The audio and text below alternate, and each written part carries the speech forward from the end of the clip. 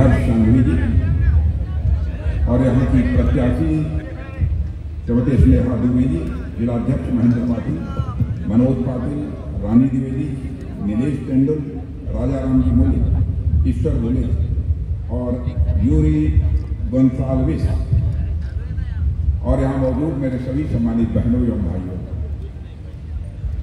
इस स्थान पर पहली बार किसी सार्वजनिक सभा को संबोधित करने के लिए आप सबके सामने खड़ा हुआ। देर हो गई है क्योंकि यहां से फिर मुझे पूना में 2 सार्वजनिक सभाओं को संबोधित करना है। देर से आया हूं लेकिन पूरी तरह से मैं दुरुस्त आया।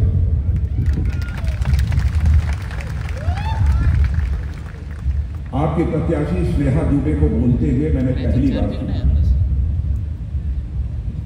और हमारे राजनीतिक जीवन का जो अनुभव है उस आधार पर मेरे बहनों भाइयों में कह सकता हूं, यदि स्नेहा दुबे को चुनकर आपने महाराष्ट्र की विधानसभा में भेजा तो आपकी समस्याओं को आवाज देने का काम कोई करेगा तो स्नेहा दुबे।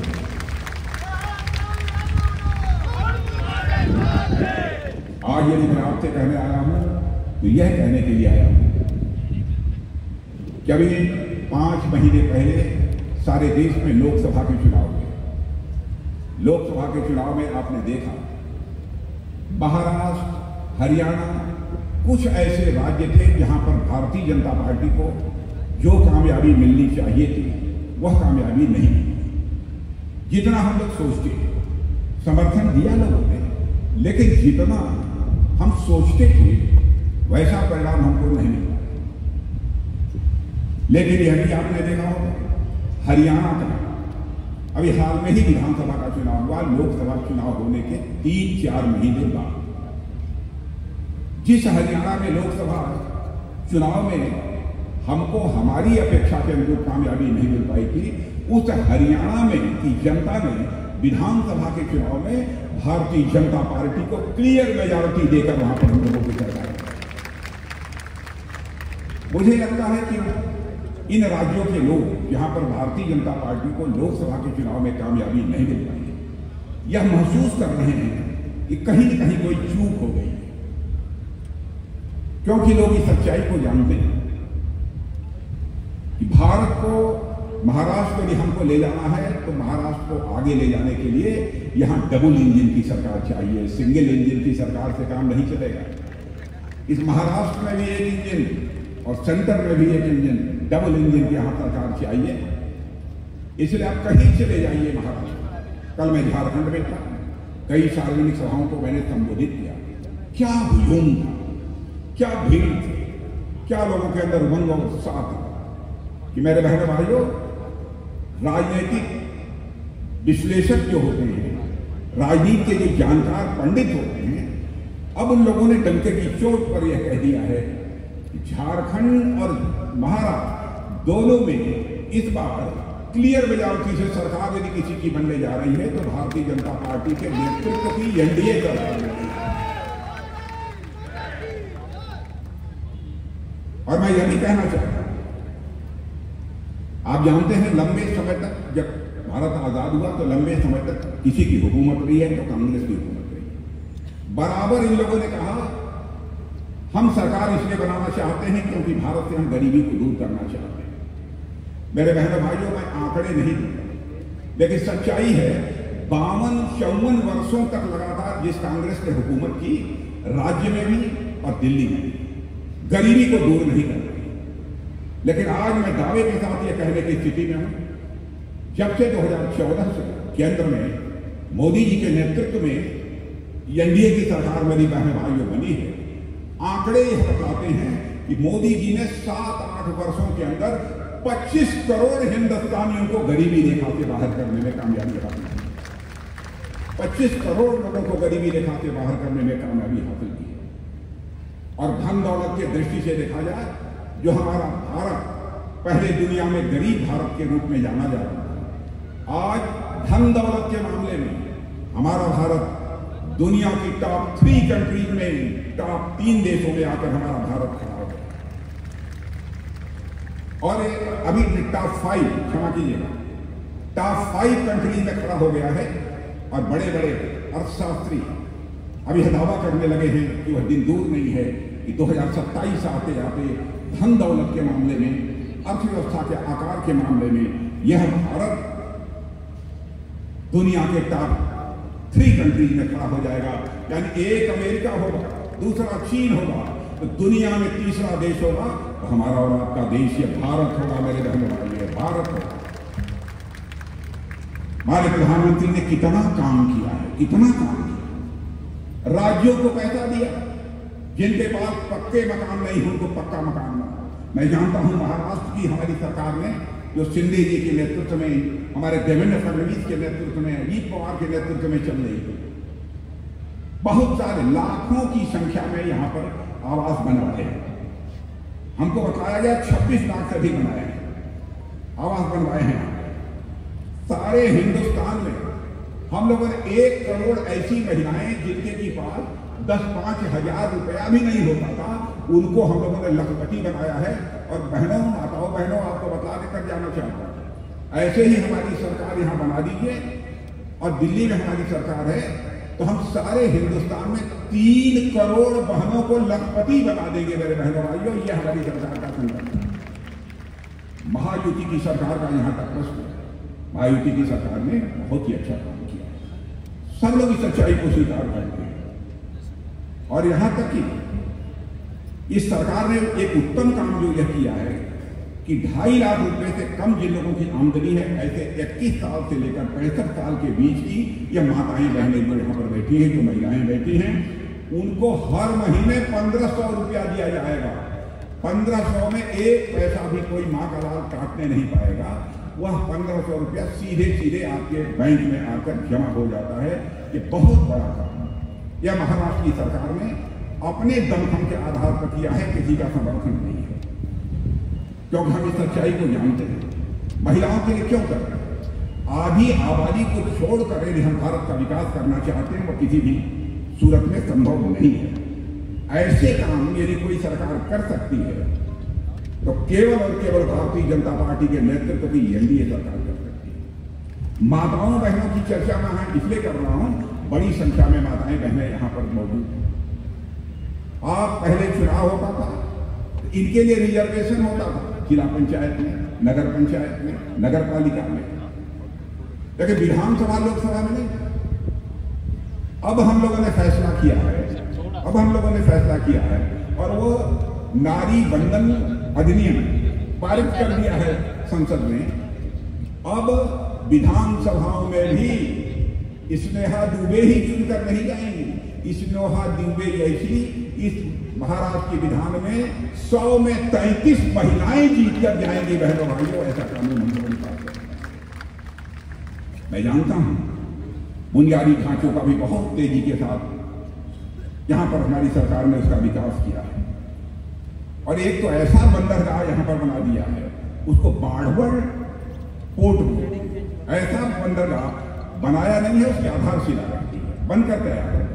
ऐसा बना दिया है कि हिंदुस्तान में जितने बंदरगाह हैं उनकी जितनी क्षमता है उससे अधिक आपके बाढ़वड़ पोर्ट की यह क्षमता होगी।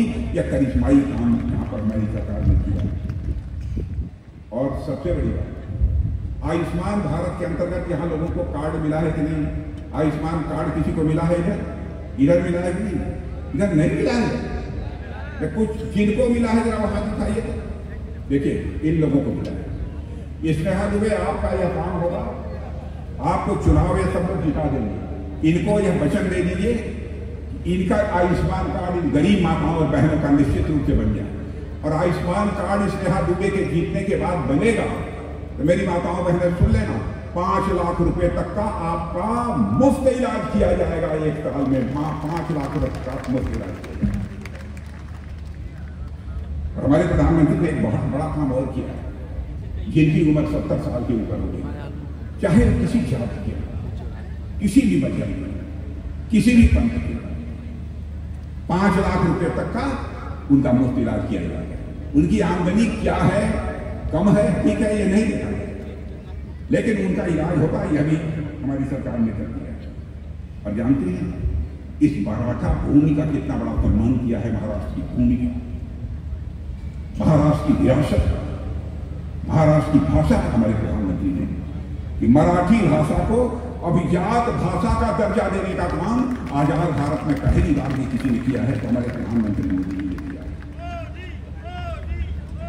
और इतना ही नहीं, आजकल देखा होगा अपने कांग्रेस के नेता है राहुल गांधी एक लाल किताब लेकर घूमते हैं, कहते हैं यह भारत का संविधान है। वो कहते हैं भारत का संविधान, इसको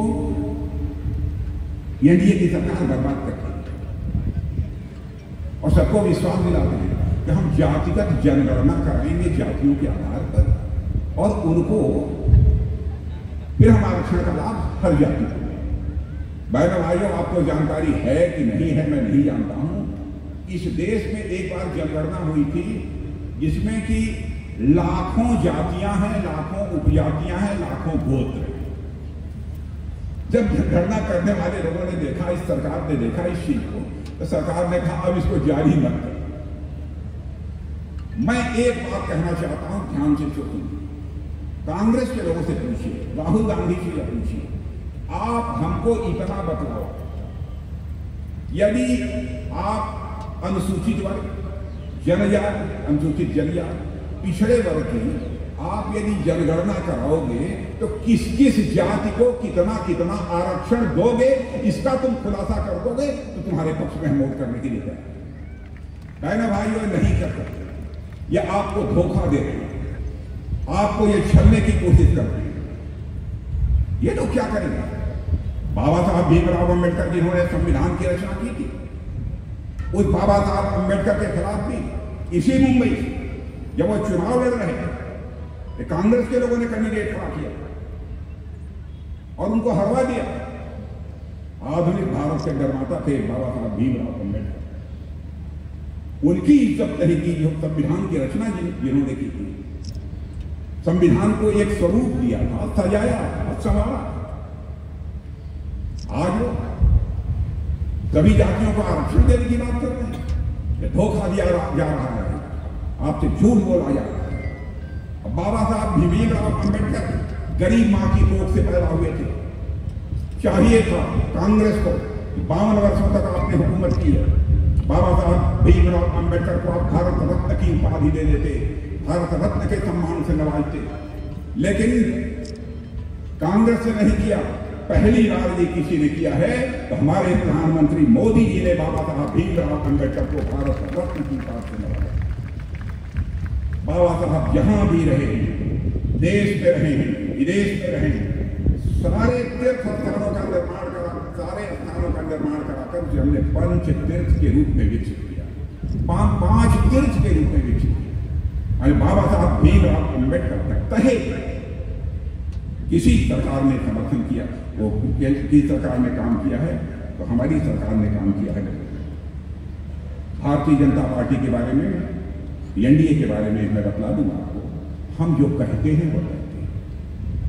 यहां जो लोग बैठे, मैं प्रेस के दोस्तों से भी कहना चाहता हूं, आप 1951 का हमारा घोषणा पत्र उठाकर देख लीजिएगा, 2014 का देख लीजिएगा, 2019 का देख लीजिएगा।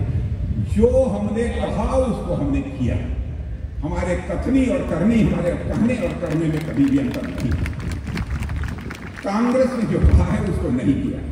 और मैं कहता हूं एक बात भी निकल जाएगी तो मैं जनता के सामने, देशवासियों के सामने शीश झुकाकर क्षमा मांगने के लिए मेरे बहनों भाइयों में तैयार। इसलिए आज मैं कहने रहा हूं, हम जो कहेंगे वो करेंगे, निश्चित रूप से करेंगे।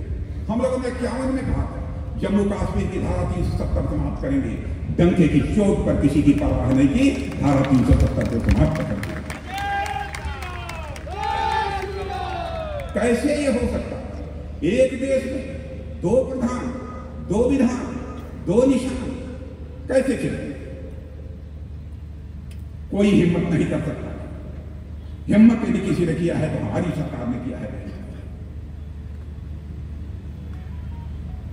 इसलिए मैं आप सबसे अपील करूंगा कि आप सभी का समर्थन महायुति चलते महायुति का पूरा समर्थन आपको यह मिलना चाहिए।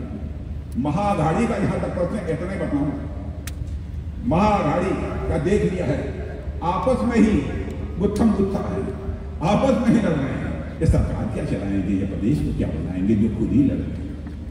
इसलिए मैं आपसे कहने आया हूं, ये चाहते हैं कि मुंबई मिल जाए, महाराष्ट्र मिल जाए, यह उनके लिए एटीएम मशीन के समान होगा। मेरे बहनों भाइयों, इस मुंबई महाराष्ट्र को महागढ़ी के लिए एटीएम मत बनने देना, यह मैं आपसे अपील करना चाहता हूं। मत बनने देना। एक महाराष्ट्र का विकास यदि कोई कर सकता है, केवल भारतीय जनता पार्टी और एनडीए ही कर सकती है, महायुति ही कर सकती है, महायुति के अलावा कोई नहीं कर सकता। देखा नहीं हम लोग एनडीए कैसे सरकार चला, देश में प्रतिष्ठा बढ़ी है, भारत की प्रतिष्ठा सारी दुनिया में देश की बढ़ी है, सारी दुनिया में हम लोगों की प्रतिष्ठा बढ़ी है। पहले भारत दुनिया के मंचों पर कुछ बोलता था तो भारत की बात लोग गंभीरतापूर्वक नहीं सुनते थे, कहते थे भारत गरीब देश है, कमजोर देश है, हमारी बात नहीं सुनते थे। आज भारत दुनिया के मंचों पर, अंतर्राष्ट्रीय मंचों पर बोलता है, सारी दुनिया कान खोलकर सुनती है कि भारत बोल क्या रहा है। यह भारत की हैसियत सारी दुनिया में बनी हुई है। धन दौलत के मामले में तो मैंने बताया क्या स्थिति भारत की हो गई है, और आपको जानकर आश्चर्य होगा, यहां हिंदू मुसलमान की बात करते हैं। बहनों भाइयों, हम जाति पंथ और मजहब के आधार पर राजनीति नहीं करना चाहते, हम इंसाफ और इंसानियत के आधार पर राजनीति करना चाहते हैं। ये लोग समाज को बांटकर राजनीति करना चाहते हैं, और उन लोगों को बताना चाहता हूं, सरकारें तो आती जाती रहेंगी, लेकिन देश सदैव बना रहेगा। देश की चिंता करो, केवल सरकार की चिंता मत करो। लेकिन इन्हें चाहे कैसे भी हमारी सरकार बननी चाहिए। आपको आश्चर्य होगा, आज तक किसी प्रधानमंत्री को दुनिया में सम्मान नहीं मिला जो हमारे प्रधानमंत्री को मिला। मुस्लिम देशों ने, दुनिया के बड़े बड़े मुस्लिम देशों ने किसी देश के प्रधानमंत्री को सर्वोच्च सम्मान देकर नवाजने का काम किया है। भारत के प्रधानमंत्री मोदी ने सर्वोच्च सम्मान अपना देकर नवाजने का काम किया। इसलिए मेरे बहन भाइयों, मैं आप सबसे कहने आया हूं कि आप सबका पूरा समर्थन प्राप्त होना चाहिए। और इन लोगों ने 2100 रुपया तो खाते में जा ही रहा होगा, लगभग 25,200। किसानों का ऋण माफ करेंगे, सम्मान राशि को 12,000 से बढ़ाकर 15,000 करेंगे, 12,000 से बढ़ाकर 15,000। वृद्धावस्था पेंशन, हमारी वृद्ध माताएं बहनें सुन लें, बुजुर्ग सुन लें, उनका जो अभी तक पेंशन 1,500 था उसको बढ़ाकर 2100 रुपया कर दिया जाए। 1,500 से बढ़ाकर 21 रुपया। 10 लाख विद्यार्थियों को 10,000 मासिक समर्थन, और आंगनबाड़ी और आशा सेवकों को मिलेगा 15,000 रुपये मासिक मानदेय और बीमा सुरक्षा। अभी यह सब सारी चीज ये लोग बतला देंगे, क्योंकि अब मुझे पुणे की 2 सार्वजनिक सभाओं को संबोधित करना है, इसलिए मुझे वहां जाना पड़ेगा। इसलिए बहनों भाइयों, यहीं पर आप सबको अपनी बात समाप्त करते हुए, और मैं ये कहना चाहूंगा, स्नेहा दुबे को भारी मतों से जिताकर आप महाराष्ट्र की विधानसभा में गए, और मैं कह सकता हूं स्नेहा दुबे बहुत ही प्रभावी तरीके से आपकी समस्याओं को विधानसभा में आवाज देने का काम करेंगे, ऐसा मेरा पक्का विश्वास है। और आप लोगों को जानकारी नहीं होगी, हर्ष सिंघवी जी आइए, ये हमारे हर्ष सिंघवी जी हैं। ये हर्ष सिंघवी जी गुजरात के गृह मंत्री, ये बहुत एक नौजवान आदमी, एक मिनट, नौजवान आदमी। अब मैं बता दूं आपको, इतना बढ़िया गुजरात में काम किया है, हर्ष सिंघवी को भी नहीं मालूम होगा। उनके काम की चर्चा सारे हिंदुस्तान में। और आज मैं आपसे कह जा रहा हूं, हर्ष सिंघवी जो आज स्नेहा दुबे के मंच पर यहां मौजूद है, वह देश का भविष्य है। मेरे बहनों भाइयों, देश का भविष्य है। कि आप सबका सौभाग्य है कि आप सबके बीच यहाँ पर वो उपस्थित हैं। आप सबको बहुत बहुत धन्यवाद।